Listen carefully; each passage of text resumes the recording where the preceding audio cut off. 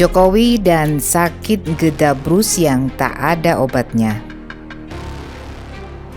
Dalam konteks fasisme, ucapan raja adalah undang-undang. Namun kini dalam konteks Indonesia, ucapan mantan Raja Jawa adalah undang-undang.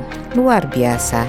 Inilah bahayanya kekuasaan dikonsentrasikan pada satu orang atau kelompok yang memiliki kontrol total atas pemerintahan dan masyarakat.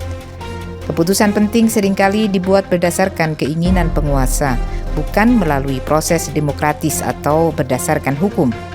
Mantan Raja Jawa Jokowi bilang bahwa kereta cepat Wus Jakarta-Bandung bukan proyek cari untung, tetapi proyek investasi sosial bagi masyarakat. Pernyataan Jokowi dikeluarkan saat makin kencang desakan masyarakat agar Jokowi, Luhut, dan Sri Mulyani dipenjara untuk mempertanggungjawabkan perbuatannya memaksakan proyek markup triliunan rupiah tersebut. Cara berpikir Jokowi aneh.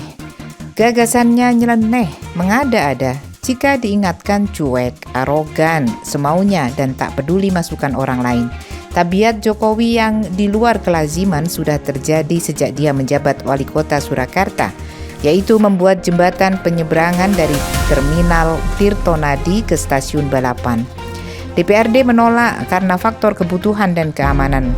Masyarakat tidak membutuhkan. Jokowi tak mendengar penolakan DPRD. Proyek tetap dipaksakan berjalan. Setelah selesai pembangunan, apa yang dikhawatirkan DPRD Surakarta terbukti. Lorong jalan layang sepi, panas, dan menakutkan. Orang malas lewat jalan itu karena jauh, pengap, dan khawatir dibegal. Kalaupun ada yang menggunakan, biasanya berkelompok dan anak muda. Masyarakat lebih suka naik ojek atau becak dari Terminal Tirtonadi ke Stasiun Balapan dan sebaliknya. Jokowi kembali memaksakan kehendak memproduksi mobil SMK yang diskenariokan mobil nasional. SMK batal diproduksi karena alasan birokrasi, tetapi Jokowi sempat memproduksi terbatas, termasuk yang dipakai kendaraan dinasnya. Strategi inilah yang kemudian dipakai Jokowi untuk membius loyalisnya. Di Pilpres 2014, Jokowi gedabrus SMK akan lebih mudah diproduksi kalau dia jadi presiden. Namun setelah jadi presiden, nyatanya tak pernah diproduksi apalagi diresmikan sebagai mobil nasional.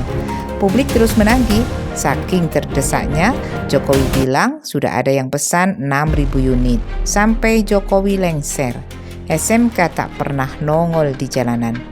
Penyakit gedabrus kembali kumat saat bertemu para pengusaha nasional. Jokowi bilang ada duit 11.000 triliun di kantongnya. Serupa SMK, duit 11.000 triliun entah brojol di mana.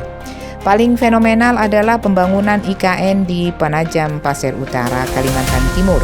IKN yang dibangun tanpa persetujuan DPR itu menuai kritik masyarakat sebab anggaran 466 triliun jelas mengganggu cash flow keuangan negara. Negara terpaksa membiayai pembangunan IKN setelah Jokowi tak becus menggait investor asing. Jembatan layang, sepur Wus, mobil SMK, duit 11.000 triliun dan IKN hanya bagian kecil dari kelainan cara berpikir Jokowi. Konon masih ada 66 proyek lain yang tak berguna dan bahkan mangkrak. Anehnya, kelainan cara berpikir Jokowi yang menimbulkan kegagalan puluhan proyek dan merugikan APBN tak mendapatkan sanksi setimpal.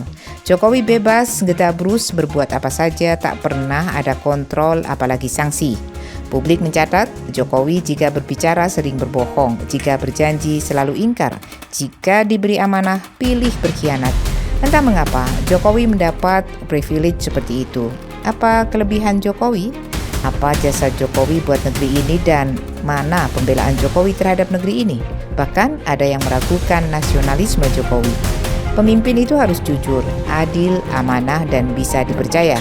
Pemimpin tak cukup membuat alasan dan narasi pembenaran atas sikap, ucapan, tindakan, dan kebijakan keliru yang dibuatnya.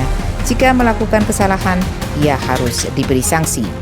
Jokowi seharusnya sudah masuk penjara akibat ucapannya yang tak pernah bisa dipertanggungjawabkan. Mungkin karena dia bekas presiden, masyarakat dan aparat sungkan untuk memproses hukum. Akibatnya Jokowi makin liar. Inilah bahaya pemimpin yang hanya cakap gedabrus. Rakyat selalu jadi korban.